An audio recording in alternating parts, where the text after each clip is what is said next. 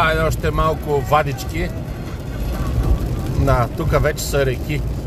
Определено тук коловозица стана реки. Преди малко минах камерата на тол. Най-вероятно ги виждат тия вади, но какво да ви кажа? Тях ги интересува средна скорост. Нави средна скорост да ви еба майката. Мърши негодни. Затова стават катастрофи по пътищата. Изроди. Средна скорост ще ми засичат. Тия дето пътуваме, деня ми минава зад волана, средна скорост ще ми засичат. Изроди негодни. Ето ви реки. Гледайте какво става. Гледайте какво става, хора. Аз направо не мога повярвам. Тук има 3-4 см воден стълб. Буклуци мръсни.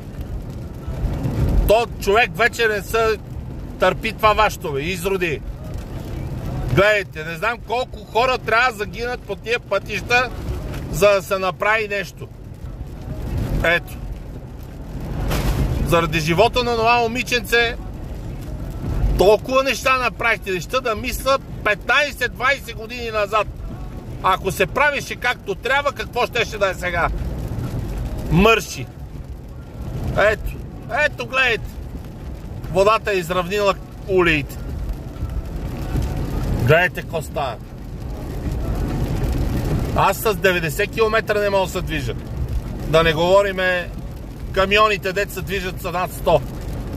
Него отзад един ме е подпрял и иска да ме изпревари.